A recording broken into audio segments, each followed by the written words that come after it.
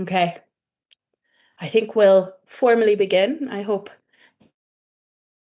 Nora Duggan. Oh, my name is Nora Duggan, and welcome to the IDRN first webinar of 2026. January starting in hot and fresh. I just want to give a little bit of an explanation of what IDRN is before we move forward with the presentation. The Irish Deaf Research Network has our chairperson, Dr. John Bosco Conema, who'll give a few words now. I hope you could see, are we spotlighting or? I think you can be seen. Okay. Thank you. And thank you, Nora, for handing the floor over to me. As mentioned, I am the chair of the Irish Deaf Research Network. And this was established about 10 years ago now with the aim, give me 30 seconds. Sorry, a little box popped up on my screen there. The Irish Deaf Research Network, IDRN, was set up about 10 years ago. And the purpose of this was to bring together researchers from universities and communities, a mix of deaf and hearing researchers through this network were brought together to work with the deaf communities. There's obviously interdisciplinary work with linguistics, policy-driven research, very many different angles pursued. But what we want to try do with this network is set it up, continue it, and as we go through different topics, we include all our information and we work cross country as well in the north and across Europe. If you want more information about the IDRN, please take a look at our website. You could do a quick Google, Irish Deaf Research Network in full, and you'll get much more information at our website. I'll now hand it back to Nora, and please enjoy tonight's presentation.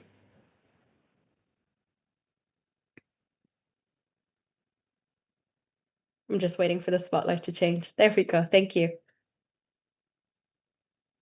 Perfect. Thank you so much for introducing the Irish Deaf Research Network. Now, before we proceed, I think it's important that we explain who Caitríona is. But before we hit that, I want to bring us to some house rules for our webinar this evening. Please remember, and this is for everyone, keep your cameras off throughout the presentation. Of course, Caitríona and the interpreter will have their cameras on, but for everyone else, please kindly have your cameras off and your audio off. And if you have any questions, you can do so at the end of the presentation rather than throughout the presentation. There is, and when we see your question come through, we'll ask you to turn on your camera. To be clear, this will be recorded, but only the presentation portion of this webinar. The question and answers will not be recorded. There are those who may not want to have their comments or remarks made available for public after, and we want to respect that. So the recording will be made available of the presentation only on YouTube for those who want to watch it again or have the opportunity to watch it if they haven't come forward this evening. And questions will not be recorded on that. Now, any technical issues you may experience yourself, if everyone else is having no particular technical issues, are your responsibility to bear.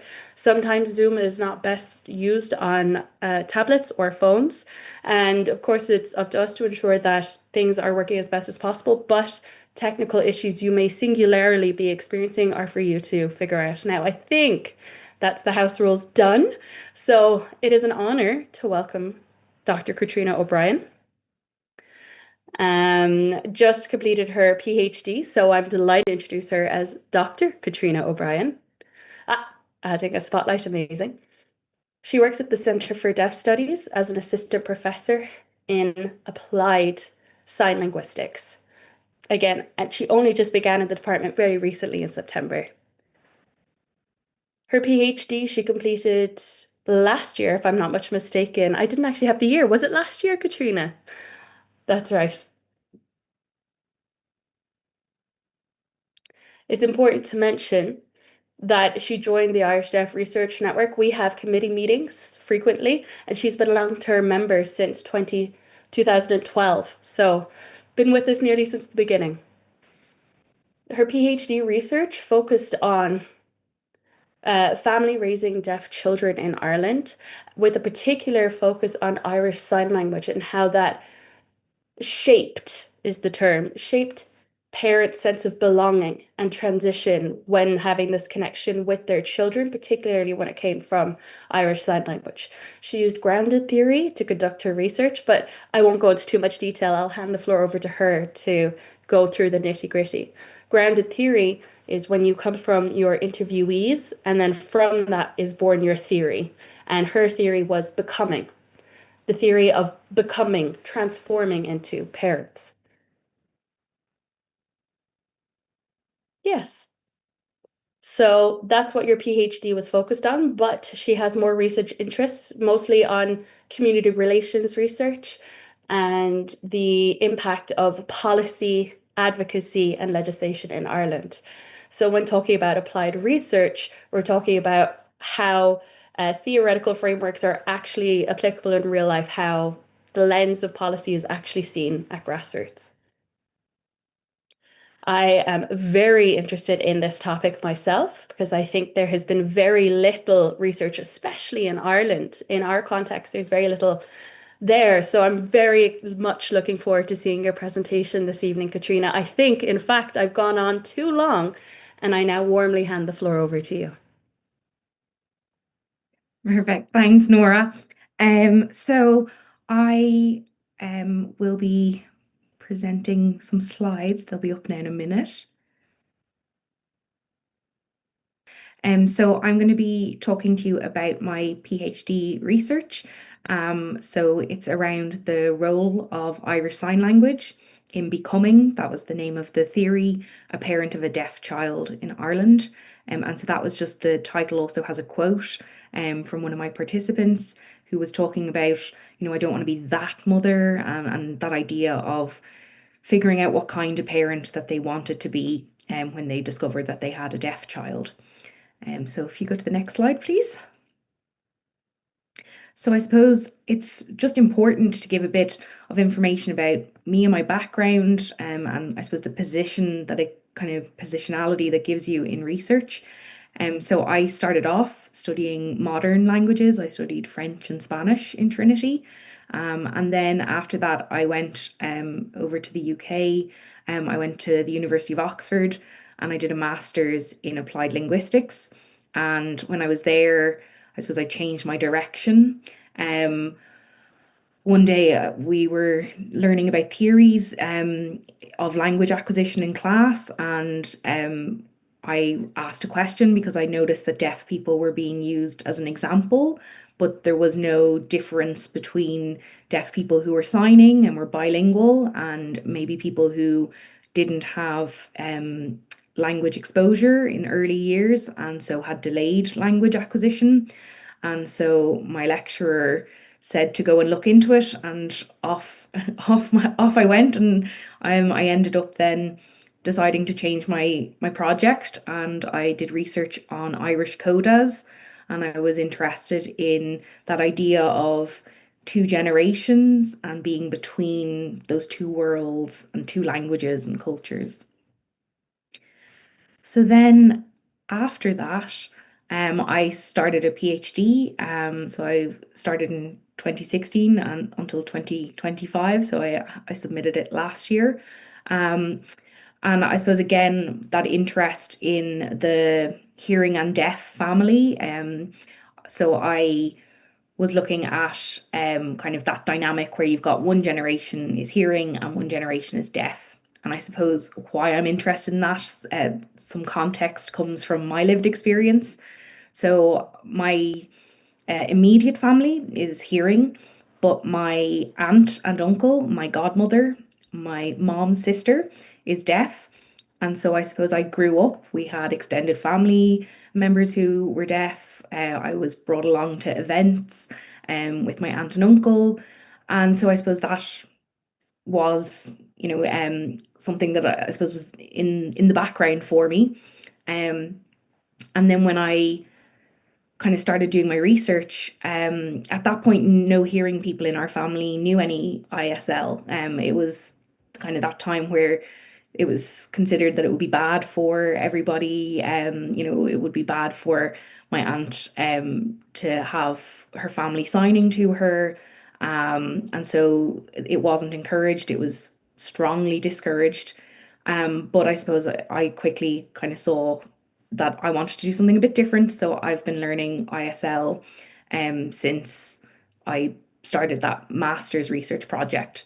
And I suppose that also gives me some kind of important context for the piece of research, because a lot of the things that come up in the research around some of the struggles to learn ISL um, that applied to my parents, or I call them my parents, the parents in my study, um, that also I experienced. So some of the struggles, if you don't have a huge amount of exposure to ISL, maybe you have one lesson a week and you don't have other opportunities.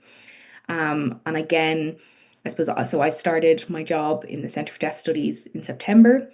And so I have a lot more exposure to ISL.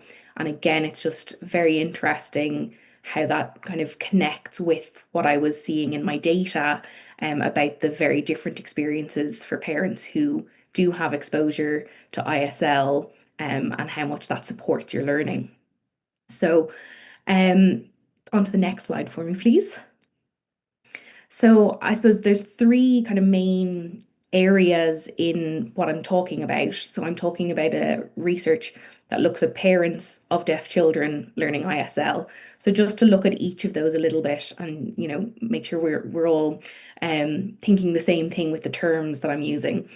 So I'll be talking about parents of deaf children, and technically that could have been deaf parents or hearing parents. Um, but I was interested in parents who were learning sign. And so, no, I did speak to some deaf parents of deaf children, but not any who were learning ISL as a new language. Um, and technically, in the literature, in kind of international contexts, you'll see them differentiate non-signing parents. And I suppose that didn't really apply in the Irish context. It didn't seem to be a term that was used an awful lot. But I did get asked by kind of some international scholars, why wasn't I using this term? And I suppose it's just maybe something to kind of note that as more people learn ISL, maybe, when it becomes a subject in our leaving cert or on our school curriculums, that might be something that changes. You might have more people who don't have a direct connection to the deaf community who might have ISL proficiency. And so that would change the scenario a little bit, because you could have parents who would be told that they have a deaf child and they actually would have some sign language beforehand. Then, in terms of the second part, then I'm going to use deaf as a kind of a shorthand. I'm not going to list out all the different kind of identities, but I suppose I wasn't kind of being prescriptive about which kind of, what level of hearing a child does or doesn't have. That wasn't of interest. So it was people with children who saw themselves as, capital D deaf, culturally deaf. I also had some participants who had who were deaf and maybe neurodivergent or deaf plus, and then also who might be maybe would see themselves more as hard of hearing than deaf. I didn't kind of get into those distinctions. And again, I suppose it's something to come back to another time, because I suppose that between mainstreaming and cochlear implants and so on, that spectrum of identities of our kind of deaf children is something that's very much changing, and I'm not sure that we're fully up to date in terms of our understanding of those lived experiences. And I suppose, how can we support parents to be parents of deaf children if we're not fully sure about kind of how do the kind of current generation of deaf children identify and what is their kind of experience. And then finally, then in terms of ISL, so again, technically this could have been it was an Irish study, so looking at people in Ireland, but it wasn't just ISL. It could have been BSL, or, for example, if I had a family who one of the parents was from Turkey, maybe they were learning Turkish Sign Language, and I did have some cases like this, But again, I'm just going to use ISL in the presentation as a kind of a shorthand for talking about parents learning a sign language. And obviously, for the majority, that was ISL. And within that, then there was also a range of the level that families were learning or using ISL. For some, it was becoming a first language or a main language in their home. For others, it might be something that they were learning just to kind of be able to attend events every so often, once a month, something like that. So it did vary. And I suppose this was something that I was wondering if this was an issue when I was designing my research, but I'm actually really glad that I didn't narrow this down, because it turned out it became clear that there's it's quite important, and seeing the different parents, rather than trying to presume that parents who use ISL to different amounts would have a different theory. Actually, the different types of parents helped me to understand the theory that I ended up discovering. So, next slide, and you can go to the next one as well. Thanks. So the research aim then was to better understand the experiences of families with deaf children who are learning and using ISL. Yeah.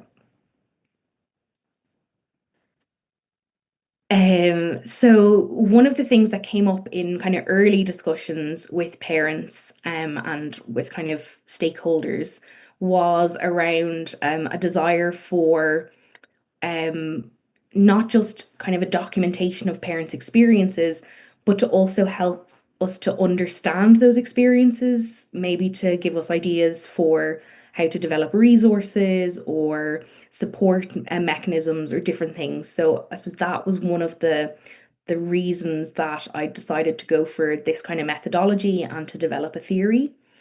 And then the research questions then are kind of structured because of the type of method and because I was looking to develop a theory.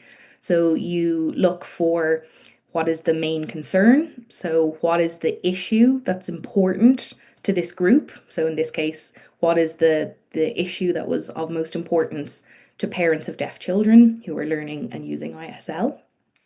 And how did they try to resolve this concern? How did they try and fix this issue or deal with this issue? So then next slide, please. So suppose some context and rationale for this study. Um, I'm kind of going to I'm not going left to right, which would probably be the logical thing to do, but I'm going to start over with the international context. So, internationally, a lot of projects in this area looking at parents of deaf children, they did a type of research called action research where they developed a program. So they would often say run a 12-week course for parents in, say, Australian Sign Language or ASL. And the idea there was because they had no class for parents. So at the time, parents would be taking a class that was designed for general adults. So for example, a course run by the IDS or the evening course in Trinity, something like that. And I suppose what we know is that parents have different needs as a language learner than the general adult, because a parent needs language that they can use with their child. So they need vocabulary around bath time and, Lego trucks, these kinds of things. But they also need to be able to use language and sound appropriate in an adult context. So with deaf professionals, if there were deaf teachers or other professionals that they were interacting with, or just with adults in the deaf community. And you can't get that from a general class. You'll get one thing or the other. It'll either be kind of a child-friendly class or it'll be an adult class. But so this was the idea there, to develop classes that were for parents specifically. The difference, I suppose, was that in Ireland, we have the home tuition scheme, and that was designed, it's kind of different from what was being done in other countries, because it was a home model. So it was where somebody comes to your house and they teach you there. And that had been designed based on consultation with parents because of the kind of geography of Ireland, where it's just not feasible for somebody, if they're in a rural area, to go to one of two or three kind of cities. So, being told that, okay, well, there's only going to be classes in Dublin, Limerick, Cork, or so on. So I suppose this was kind of interesting, rather than assuming that the same things were true internationally in Ireland. I was interested in looking at the home tuition scheme and seeing, what were the pros and cons? Was this working? We've very little research in the Irish context on kind of parents and families of deaf children in terms of their language learning. But we did have the PhD from Elizabeth Matthews in 2011. But I suppose that was there was kind of parts there where there had been discussion of things that were meant to be changes that were meant to be getting made to the home tuition scheme and so on. But this had been at least 5 years, and so it was time to, I suppose, do another piece of research and see what the changes were, and new issues as well. And then in terms of, I suppose, some context that happened during my PhD, so obviously the ISL Act has kind of quite clear provisions for parents who are learning, and for families of deaf children, and learning ISL. But I suppose, again, I'll come back to this another time. I think there's quite a disconnect between what the ISL Act says and what it provides. So the kind of the state claims that the home tuition scheme meets those provisions in the ISL Act, and I'm not sure that's true. For example, it says that there should be a provision for grandparents and siblings, but parents in my study, maybe the grandparents didn't live in the same county, or siblings, if you had a child who had turned 18, 19 and went off to college.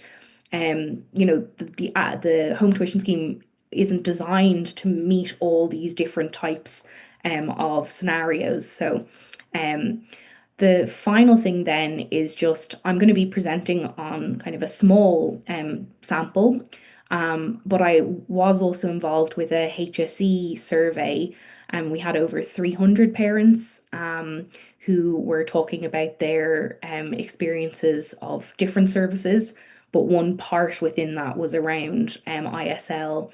And I suppose it's just worth kind of noting that it was a very small percentage of the parents who were engaging with services for deaf and hard of hearing children who were learning ISL. And so I suppose that's just kind of worth mentioning.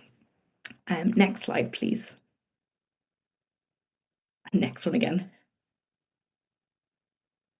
So I'm not going to go into it too much, but just to give you an idea of how grounded theory works, it's a bit different, I suppose, is the kind of the main takeaway from kind of a traditional research project. So there were these 5 stages, and it works kind of in iterative cycles. So you go kind of around and around. So you'll do collect some data, and then you'll analyze it, and then you go back and collect again.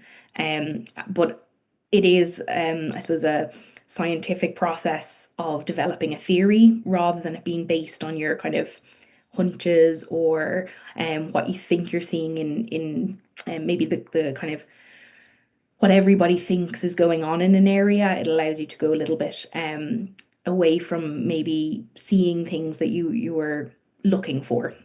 So next slide, please. So just to kind of show you what the kind of process is. So you'll see that kind of collecting data is one of the first things you do.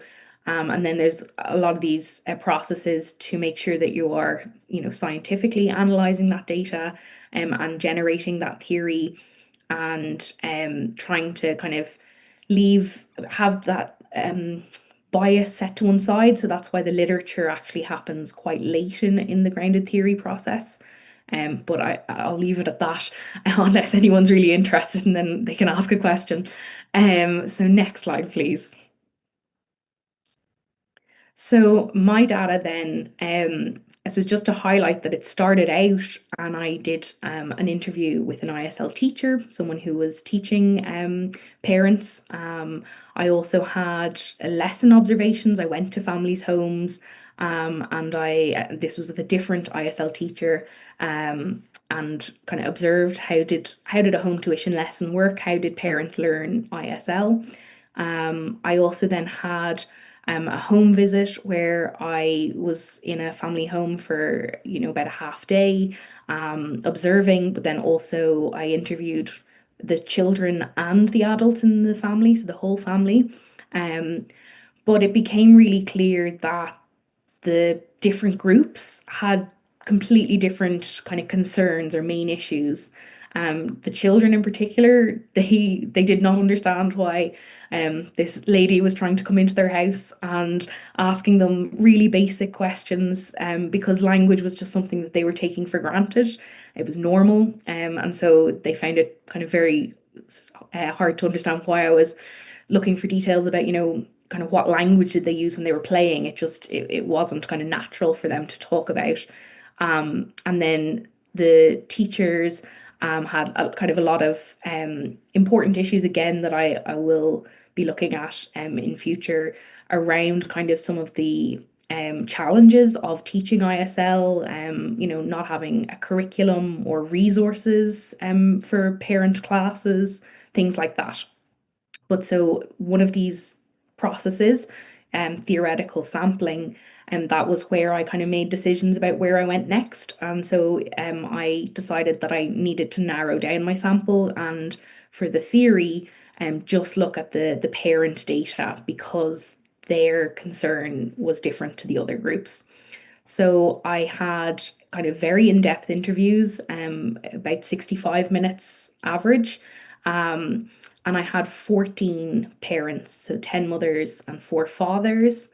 And that was made up of 10 families, so four co-parents. So say a mother and father from the same family. I had 10 families, but 14 parents. And because of my own health issues, I suppose I had my own transformation along the way. I got diagnosed with a neurological condition during my PhD, and so it meant that it took a lot longer than I had expected. And so I re-interviewed some of my earlier participants. So there was about a 3-year gap when I re-interviewed them. And so I suppose that again was actually something that was not designed, but ended up working out very well because it meant that I got to see parents at different stages, and that gave me really interesting data about the ways in which they were changing. And with grounded theory, you don't really ask people for, their age and their education or these different things. But when I was doing some of my literature review towards the end, a lot of other research in other countries had noted that they were struggling to get variety, and I actually did have quite a good variety in my sample. Um, there was kind of quite a range of some studies, for example, would either have that everyone had a cochlear implant or nobody had a cochlear implant, and I had a variety. And then also again in a variety in terms of the proficiency in use of ISL, variety of ages of parents, kind of younger parents, and some different kind of socioeconomic markers as well emerged. So then next slide, please. So I suppose just to give you a sense of the process. So I took all of those interviews and it turns into, when you transcribe them, over 119,000 words of data. And so I would line by line code those, and then make kind of memos. So I've got two examples of memos there. So connecting, and then there's one around being a good parent. So even from 2019, that was there in the memos, and that's, I suppose, the point of those processes is to try and kind of extract what patterns that you're seeing in the data. And so the kind of the sticky notes on the wall, then that was at the very later stages when I had a lot of these kind of categories or processes that were happening in the data, but it was trying to figure out how they all organize together. So then, next slide, please.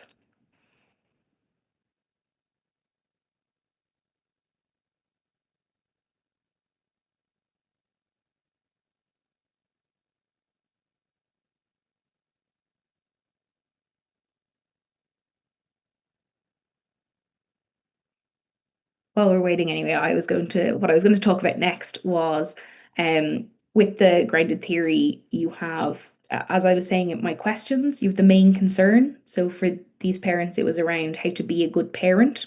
And then you have your process, how do they resolve that? And so that was then transformation. So by becoming a different version of themselves as a parent. And that was the way that they would process this concern. Okay, next slide, please.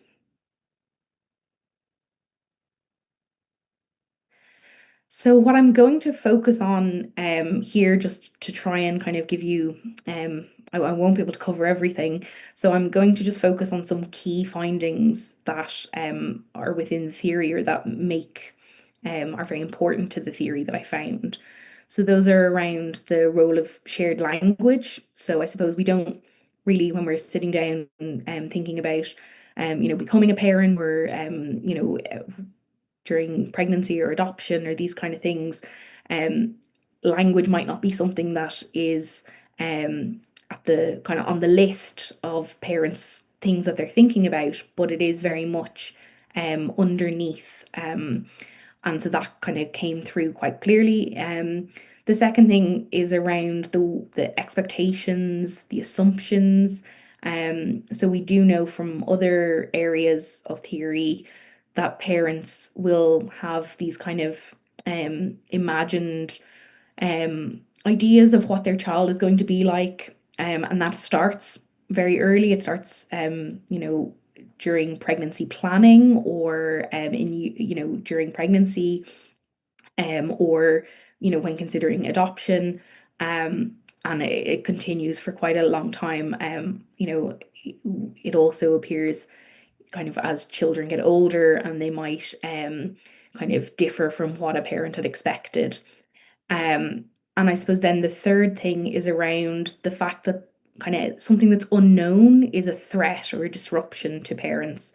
And that's where deafness fits in. So deafness is an unknown. So parents just don't know what it means to be deaf. What does the life of a deaf person look like? And that's, I suppose, where the issue arises, rather than that they see deafness as a bad thing or a negative. And so that kind of, I suppose, was quite important to help understand, where does this fit within the theory and the literature. A very kind of unexpected finding was that parents require, demand, totally unimpeded communication. And so that means that they felt that kind of medical technology didn't meet that need. So even parents who were, kind of on the one hand would tell me that a cochlear implant or something like that was very successful, they also, because we had such in-depth interviews, they would talk about how they had kind of concerns about the fact that they were reliant on a piece of technology and that it could break, and that they needed, power supply, they needed battery parts, all these kind of things, or that, things around if if a child took out their cochlear implant to go to bed and then they realized, oh, well, I can't say, good night, I love you, that was, that they were relying on this technology or first thing in the morning, same thing. And I suppose that was interesting that parents have such a kind of a clear demand or need or idea of what they want to be a parent, and that's how that manifests. And then finally, then I suppose I was quite nervous when it became a theory of transformation. I'm a linguist, I do linguistics, and this theory was around transformation. And I suppose it became really clear that it might be a theory of transformation and personal change, but ISL was quite integral to the theory. So ISL is a cultural link. So it kind of is the link between a kind of hearing person with no deaf connection and deaf culture, deaf community. ISL also offered that alternative to the medical models. So things like that example of going to bed, that ISL was something that even if a parent wasn't, using ISL a lot in their lives, it was a good kind of comparison for them to kind of be able to articulate why something wasn't what they had imagined. And then as well, ISL was kind of, I suppose, a very profound area of possibility for growth and positive change. Like it's a completely different language, different culture.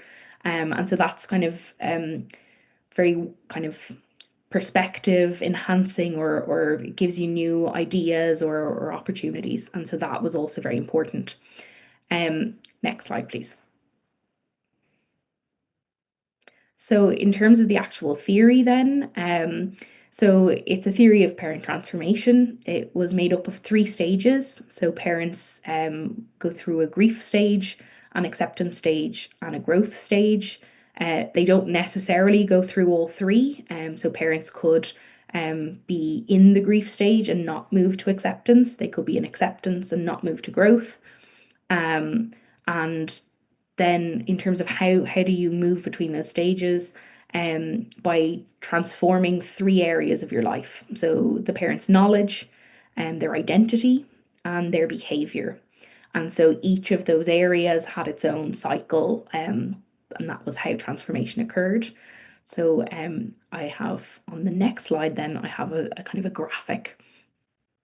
So a parent starts at the very bottom of kind of the funnel or the hurricane, and you can see, there's, I don't know, nine spirals there. There could be hundreds or thousands for a parent, but it just to give you an idea. And so you can see that the different colors represent the different areas that they're transforming and how they're transforming. So I suppose just to kind of give an idea of it. Then moving then onto the next slide, I'm going to come back around to the shared language.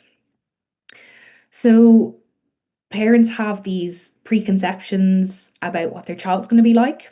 And for a hearing parent who maybe has no contact with the deaf world, they have kind of this assumption that the child is going to, if they're hearing, that their child is going to be hearing. And similarly, a deaf parent might have an assumption that they're likely to have a deaf child. We assume in various ways that our child will be like us. And in this study, parents were driven by the goal of being a good parent. And obviously, that's something that might be the same for a lot of parents, not just parents of deaf children. But the problem was that a lot of what we consider to be parenting or being a parent is around sharing information with your child, helping them develop, passing on your values, your culture, and language is important in allowing you to do that. So I suppose I just have then a quote, you can read it yourself, from Susie. And what I've done for the quotes, I've only got a few, is I've put the age of the child in brackets. So the child, Susie's child, was 3 years old at the time of that interview.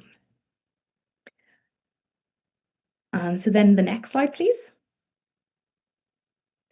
So for most of the parents in the study, deafness was something outside of their experience or knowledge. One or two had kind of maybe a second-hand connection. They had a family friend who was deaf, or kind of some awareness. They might have had a deaf person in their workplace, something like that. But they weren't codas or have that kind of direct connection. And so discovering that their child is deaf threatens their perceived or their idea of whether or not they can be a good parent. Um, because I suppose, how can you meet the needs of your child if you don't understand what it means um to have that lived experience? So a lot of the theories in this area talk about grief and shock and coping. And I suppose one of the findings from my study was that it wasn't that parents see deafness as an issue. It was purely about the fact that it was unknown, that they didn't know that life experience, and not that they actually had a negative association with deafness. And I suppose this helps kind of to bridge the those kind of areas of literature which were kind of seen in opposition, but maybe this helps us understand why a parent can be experiencing something that might seem like a negative reaction without it being that they actually see deafness as negative. Hopefully, I've explained that okay. And next slide, please.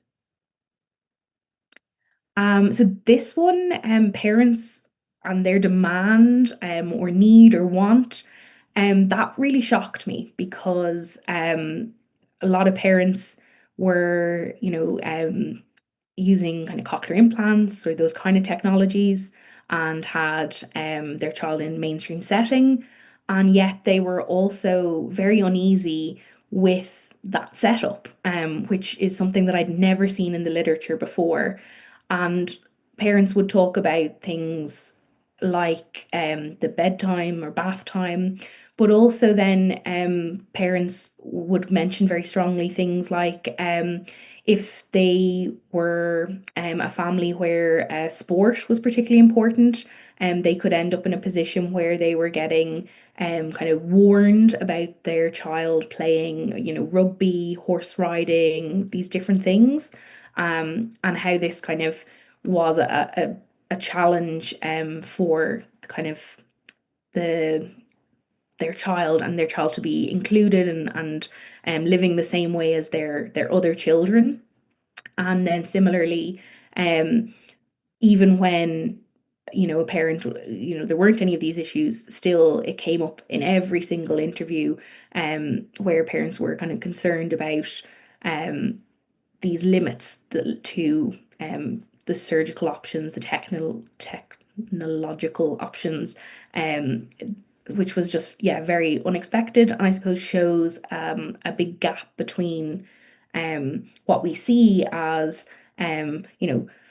the best options, or what kind of is possible with medicine or whatever nowadays, and what the actual parent experience was.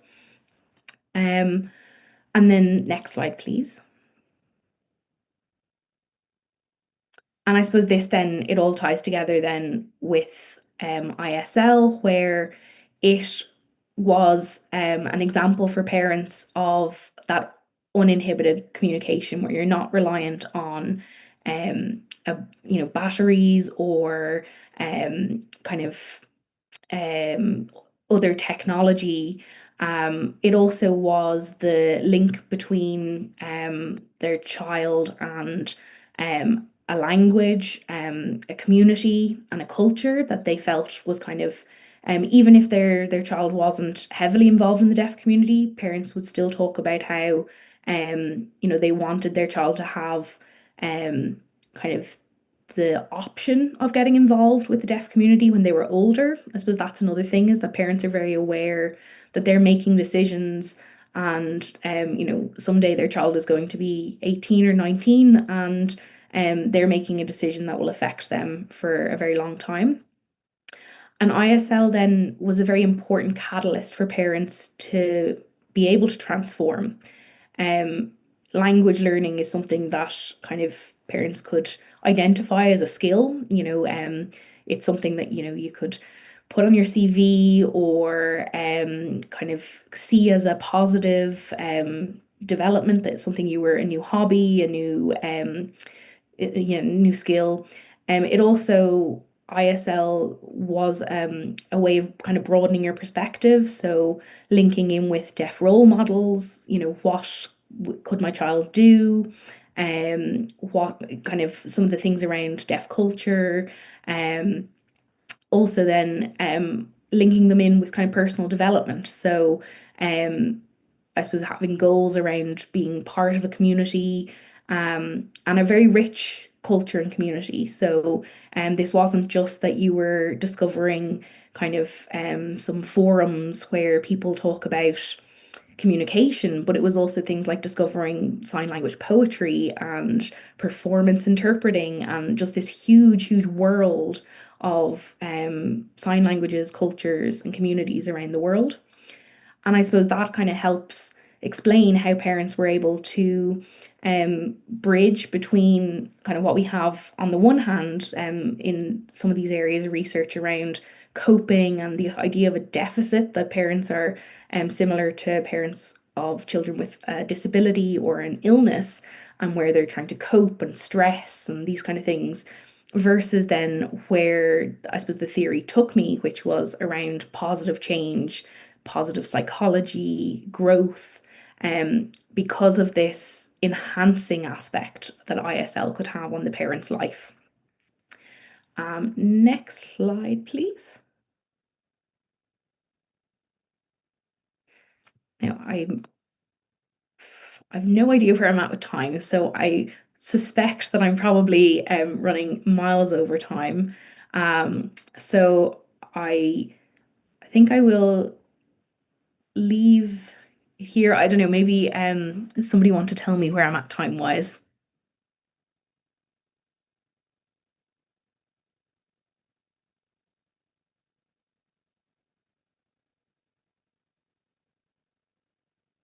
Okay.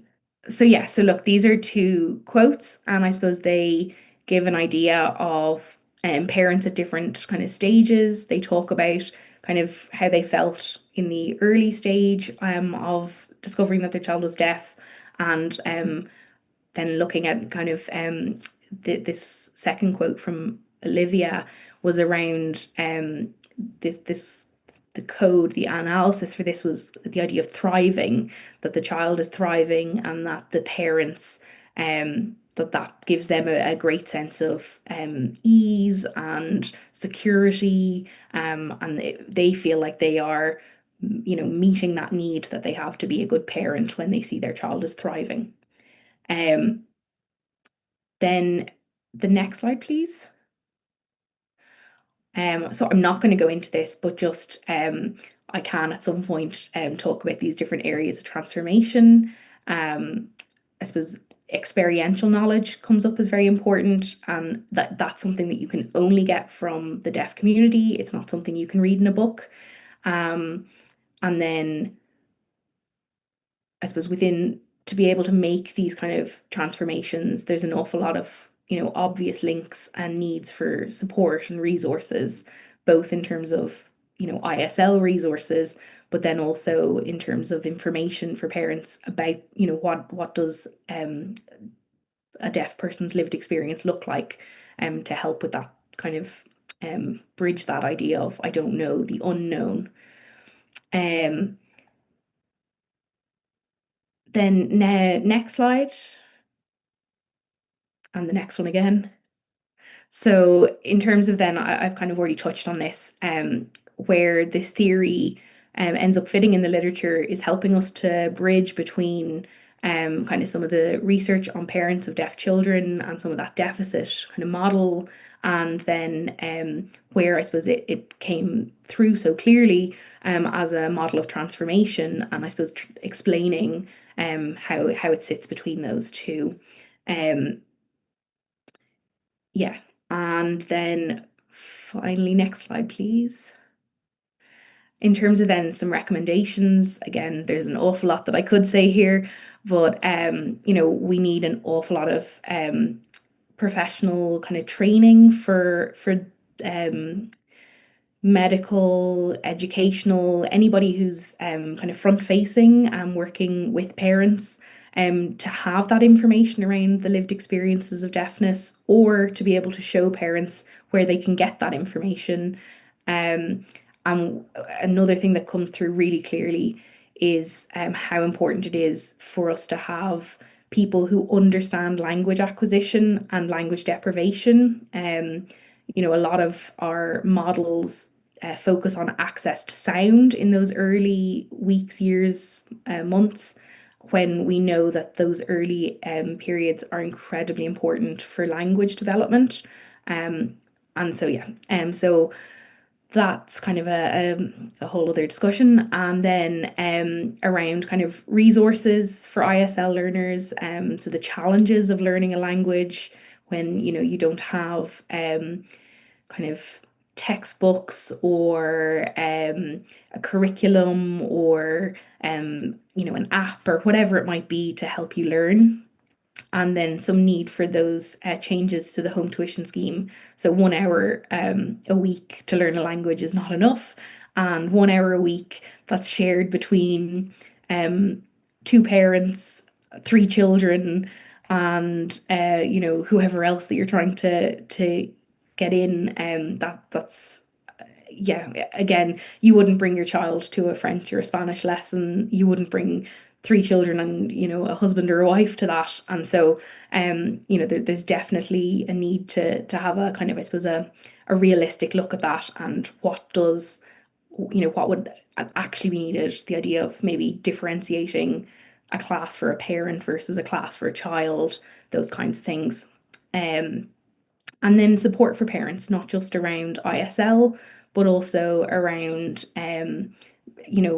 knowing that this is a journey of transformation, that there's opportunities to engage with deaf culture, as well as practical kind of considerations around, attention getting, kind of practical things in your home, lots of things. So there's lots of areas for recommendations and future projects. So that's enough for now. Next slide, please. I'm happy to take any questions.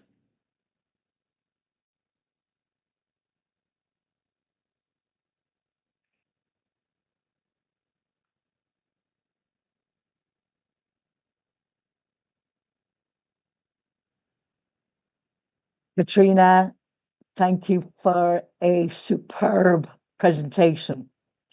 I have made notes. Now, your research clearly shows that learning a language is personal. How ISL is viewed, it's a personal connection. It is about communication. That to me impressed me. Now, looking at the point of questions, I do have questions, but I'll hold up unless others have a question.